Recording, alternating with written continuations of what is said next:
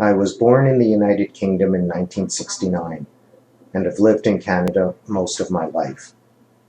I'm married for 23 years and have 2 adult daughters. I was born and raised a Hindu by force, lived decades as a venomous and mocking atheist, slid into agnosticism for many more years, and within the past few years developed an extremely close relationship to my Creator and God. I don't know who or what God is, or even his real name, and I don't know which religion is correct. I understand God only as a creator who has given me anything and everything I have in life. I don't know much more than this. I grew up in Ontario during the 1970s in an incredibly multi-ethnic neighborhood. Jews, blacks, French Canadians, Anglo-Saxon Protestants, Turks, Muslims, you name it, our block had it. I can't ever say that I was ever an independent or even forward thinker, even though I did somewhat march to the beat of my own offbeat drum.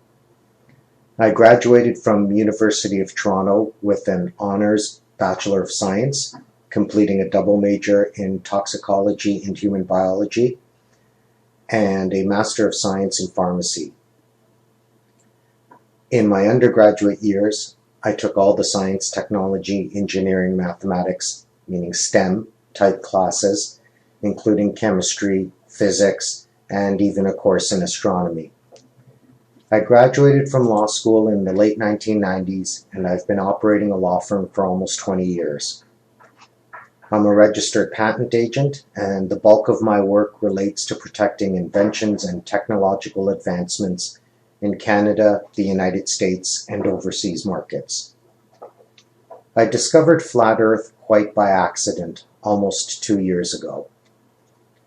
Let me start by saying that when I talk about curvature, as in the Earth's curvature, I'm referring to curvature in a globe sense, as opposed to radial planar curvature, which is consistent with flat and globe models of Earth. Think east to west circumnavigation, which can be done on both on flat paper as well as on a globe or ball. From YouTube videos by Bart Zabrell, I was referred to the site theflatearthpodcast.com, where I found a very interesting array of videos. I wouldn't say exactly that I'm a flat earther. I'm a believer in the scientific method, which I define as determining the odds that a repeated set of controlled observations is due to nothing more than chance alone. That's your p-value for all you hardcore scientists. It's a myth and a lie that science proves things. Real science is about a null hypothesis and the rejection or failure to reject a null hypothesis. Every real scientist worth their salt will tell you they know nothing. And it's not some cooked up false sense of modesty, nor is it mockery. Real scientists understand the scientific method, and that's why they understand they actually know nothing. Real science doesn't tell you what you know. Real science tells you what you don't know. So to me, I have no idea if the Earth is truly flat or not, and I doubt I'll ever actually know. That stated, my own observations do not support and are not consistent with an observable Earth curvature in a globe sense. If the Earth does have curvature in the globe sense, the Earth is probably much larger than the accepted mathematics dictates, but again, I don't know. During my life, I was also blessed to serve in the Canadian Navy for 6 years. I was a junior officer, and so in the United States Navy, the equivalent ranks would be ensign, lieutenant junior grade, and I was trained in the bridge watchkeeping trade. A bridge watchkeeper oversees the entire ship while sailing on behalf of the captain. Responsibilities include navigation, conning, anchoring, vessel boarding, and overseeing emergency responses such as fire, floods, and man overboard. Bearing in mind this was more than 20 years ago, I was on what was then called minesweepers, and they were classified as minor war vessels. The bottom line was that if anything happened during the watch in terms of the ship running aground or being improperly placed into danger, it would be the captain and the bridge watchkeeper who would go to the brig. It's this naval experience of mine that relates to the flat Earth question. Please remember all of these things happened 20 years ago, so I'll do my best to accurately recall what I can remember. It is always possible the testimony of others will conflict with my experience. You also have to remember that prior to my naval experience, I was a city-based landlubber, and I was not well suited to the true naval lifestyle. I sailed in and swam in both the Atlantic and Pacific Oceans. It was somewhat discombobulating for me when we were out at deep sea, which for me was at distances of approximately 250 miles from land. I don't know why I remember such a strange marker or number like that, but to my best recollection, that's roughly how far away from land I sailed at my maximum, meaning 250 miles. I remember being on the bridge and looking around and thinking that it was the first time in my life I could look in every direction and not actually see land with my eye. Sometimes I could make out rough, hazy shapes using binoculars, but I confess I can't be sure of what I saw, if anything. It made me feel weird, and no, I did not per se even notice that the horizon was flat in a 360-degree direction. What I mean is, the horizon was apparently flat, but I failed to note then, or appreciate then, that the horizon was apparently flat, and I could access a 360-degree view by walking around to different places on the bridge and upper deck. Back then, we used paper charts, and there was always a chart on the charting table, no matter where we were sailing. All of our charts, of course, always had at least one land point as a reference. I've never seen a chart that is all blue and indicating nothing but water. As junior officers, we were responsible for what is termed visual and blind navigation. Visual navigation refers to using a gyro compass on the bridge and visually measuring bearings based on landmarks, etc. Blind navigation refers to the fact that for whatever reason, you cannot rely solely on your visual sense. For example, you're too far away from land to see, or it's nighttime, or it's foggy, and so you have to use aids like radar. Trying to estimate for the height of the ship, I would have guessed that our radar reflector was probably not more than 100 feet from water level. Again, that's a very rough guess based only on my memory, and I can't attest to the specifics. I'm just trying to offer a rough visual. Going back to my experience about feeling discombobulated when I would look around and not see land, I would often comfort myself by going over to the radar and looking at the picture.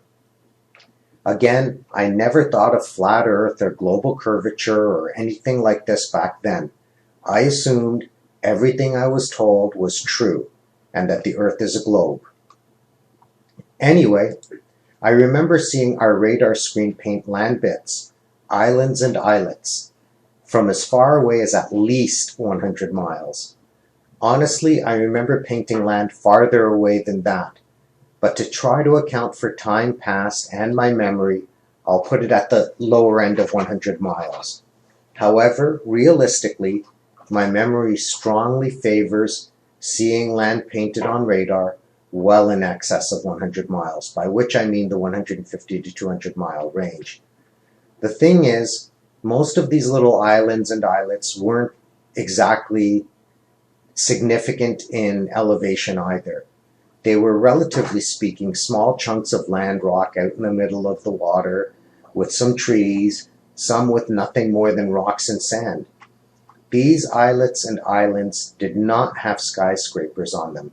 They were all, or mostly, as I recall, uninhabited.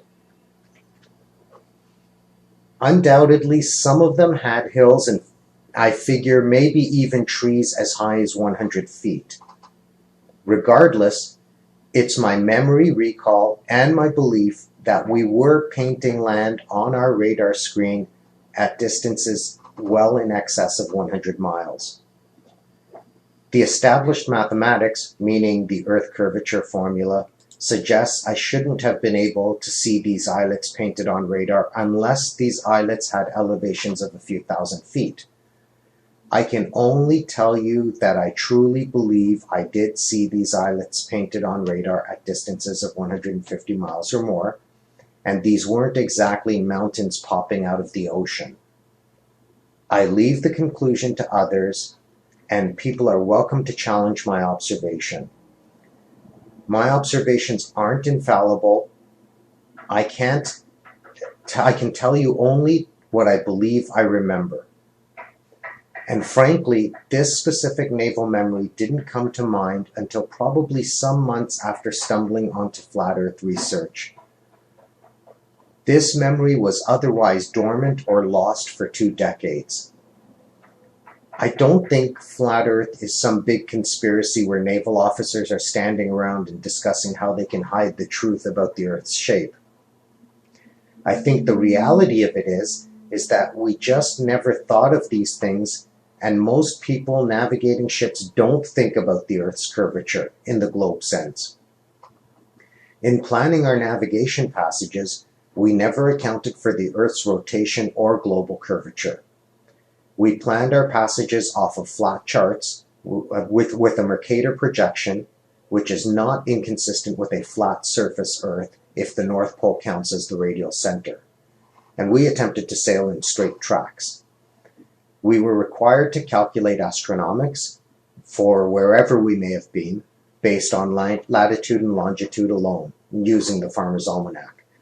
We were responsible for calculating sunrise, sunset, moonrise, moonset, and other times and values.